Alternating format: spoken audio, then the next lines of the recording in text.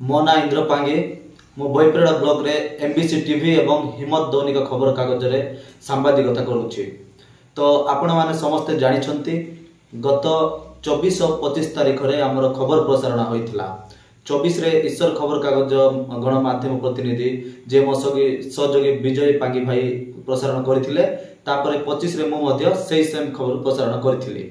तेबे सेही खबर आमे जते बेले संपूर्ण भाबरे तथ्य रखी अंचलवासी अभियोग कला परे आमे सेही खबरटी प्रसारण करिथिलु।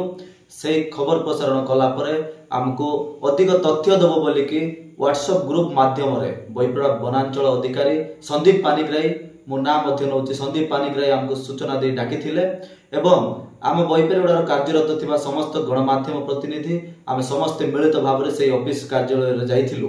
तबे आमे पहुंचला परे कार्यालय कक्ष भितरे वनपाल कक्ष भितरे बसिकी आलोचना हवा बदल रे से जो वनपाल अछंती रंजिता नायक सी पूरा आम सहित उच्च स्तर रे पार्टी करबा सहित हमको हठात अटैक करबा पे उद्यम करथिले एवं काहे कि तमे ए विषय न्यूज करिछ तमर दम कोन अछि तमे लोकल लोक किछि मोर करि परिबनी मोर एते बैकग्राउंड अछि 200 टा गुंडा अछि मो चाहिले किछि भी करि पारे एवं तमे भूल जगह रे हाथ देइछो भाई बोली कि हमको खलम खला धमक देबा सह मते बाहर मध्य तुम एमबीसी रिपोर्टर पूरा तुमको देखि देबी जयपुर जदि आसीबो फेरी के आसी पारिबो नै बोली मध्य खलम खला धमक देइछन्ते जार कि ऑडियो रेकॉर्ड मध्य मो फोन रे मो रखिछि।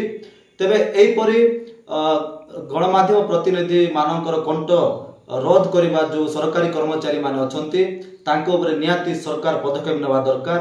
जेते बेले हमको सिटी मरणात्मक आक्रमण कले सेही समय रे जयपुर रो किछि जण गुंडा एवं आमे जा जानिबा पाई पाइलु वनपाल रंजिता नायक स्वामी से निजे आसिकी ऑफिस कार्यालय भितर पशिबा सह मो एवं मो सहयोगी एवं समस्त सम्मुख रे तंटी चिपिकी मारी देबा सह रक्त पी जीवी बोली धमक देइथिले एवं तंटी मध्ये चिपिथिले। तेबे एई भली भाबरे जो आक्रमण होउची आकु आमे भयभीत होइकी सेटार पळे आसीथिलु एवं आमे थाना द्वारस्थ होइथिलु। तेबे हमको जो सत्य खबर प्रसारण कला परे जीवन रे मारी देबा को धमक दिया जाइथिला ताकु नै मध्ये हम एतला देइचु। आमे राज्य सरकार को एवं प्रशासन को पुलिस प्रशासन को पाखरे आमे द्वारस्थ होइचु आशा करूचु निश्चित भाबरे हमको न्याय मिलिबो। आमे निरपेक्ष भाबरे खबर प्रसारण करिचु हमर कर्तव्य खबर प्रसारण करिबा जा द्वारा कि भलो खबर मतलब मिथ्या खबर बोली कि सेवा नाम नारी एलिगेशन लगैचंती एवं आज आमे जा सुनबा पाइलु पैसा मागुथिले एवं 6 मास हेलाणी आम पछरे पडुथिले आ बुलुथिले से दुईटी सांबादिक बोली जो जयपुर रे बालकृष्णा होटल रे पर्सनल वनपाल डाकी के जो प्रेस मीट करिसंती सेटा संपूर्ण भाबरे मिथ्या। काहे कि ना जदि 6 मास पूर्वरु तांको पछरे जदि आमे पडुथिलु तांको टॉर्चर करूथिलु तबे 6 मास पूर्वरु काहे कि से तांको हतरडी को जणैले नाही किबा प्रेस मीट कले नाही। जते बेले आमे तांकर दुर्नीति को आमे खबर प्रसारण कलु कोठी ना कोठी से हमको चापग्रस्त पकेबा पई एवं धमक देकी खबर टी को चापी देबा को उद्यम करूचंती। तबे मो समस्त सांबादिक बंधु मानक द्वारा गणमाध्यम प्रतिनिधि मानक द्वारा सरकार को जणै देबा चाहे जो पर्यंत हमको न्याय न मिलिबो आमे निश्चित भाबरे आगामी दिन रे एसपी को द्वारस्थ होबो एवं सीएम को द्वारस्थ मध्ये होबो। मोना विजय पांगी मु बईपरगुड़ा ब्लॉक रे गणमाध्यम प्रतिनिधि भाव काम करूची पत्रकार रे। गत 24 तारीख दिन दशमंतपुर सेक्शन काठपड़ा अंचल में गछ कटा होता ताको नहीं मु खबर प्रसारण करी से खबर प्रसारण पर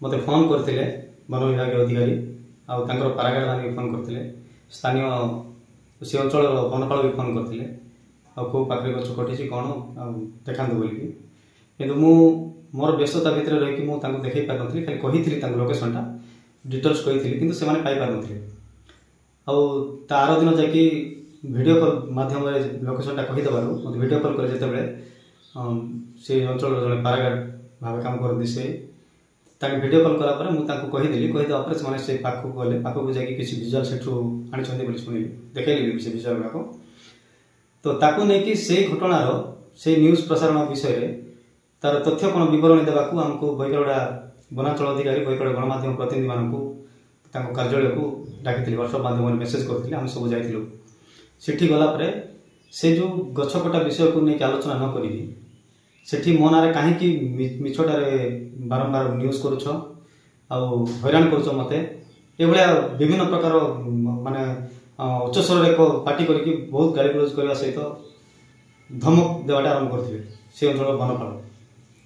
ଆଉ ସେତେବେଳକୁ ରେଞ୍ଜର ସାର୍ କହିଲେ ଯେ ଗଛ ଗୁଡ଼ିକ ବୋଲି ଲେଖିଛ ଭାଇ, ଆଉ ଗୋଟେ ଗଛ ପଡ଼ିଛି ବୋଲିକି, କିନ୍ତୁ ମୁଁ କହିଲି ସାର୍ ଗଛ ଗୁଡ଼ିକ ପଡ଼ିଛି ମୁଁ ଦେଖେଇବି ବୋଲିକି।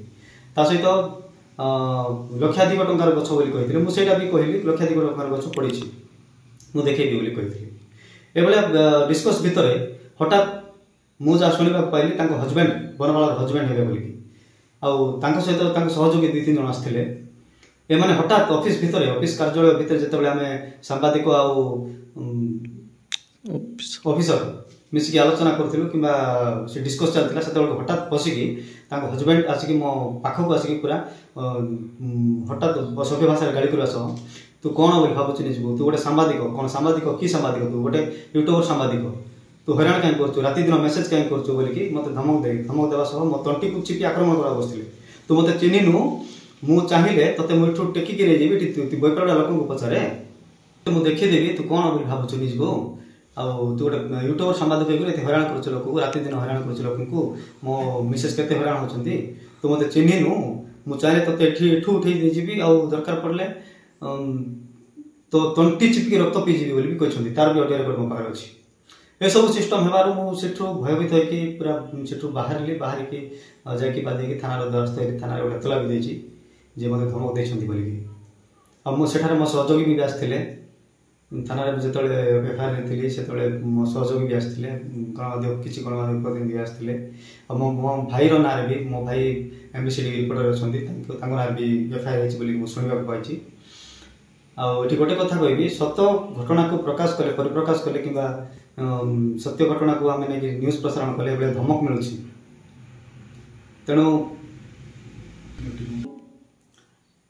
ଦେଖନ୍ତୁ, ଏଠି ଗୋଟେ ନିରପେକ୍ଷ ଭାବରେ ଆମେ ଯଦି ଖବର ପ୍ରସାରଣ କରିବା, ଏଭଳିଆ ଧମକ ଦିଆଯାଉଛି, ତାଙ୍କୁ କିଏ ଅଧିକାର ଦେଲା?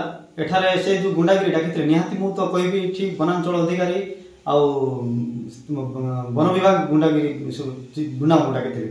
ଆଉ ମୋତେ ଯେତେବେଳେ ଡାକିଥିଲେ ଯେ ଗଛ ଦେଖେଇବାକୁ, ହୁଏତ ମୁଁ ଭଲ ହେଲା ମୁଁ ସେଟା ସମୟରେ ଯାଇନଥିଲି।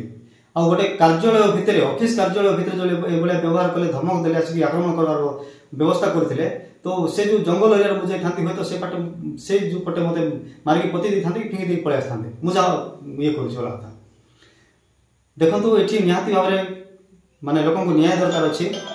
ଆଉ ଏଭଳିଆ ଗୁଣ୍ଡାଗିରି ନ କରିକି ନିରପେକ୍ଷ ଭାବରେ ଯେଉଁ ଖବର ପ୍ରସାରଣ କରୁଛନ୍ତି ତାଙ୍କୁ ନ୍ୟାୟ ଦରକାର ଅଛି। ଆଜି ପ୍ରେସ୍ ମିଟ୍ କରିଥିଲେ ବୋଲି ଶୁଣିବାକୁ ପାଇଲି ଜୟପୁରରେ।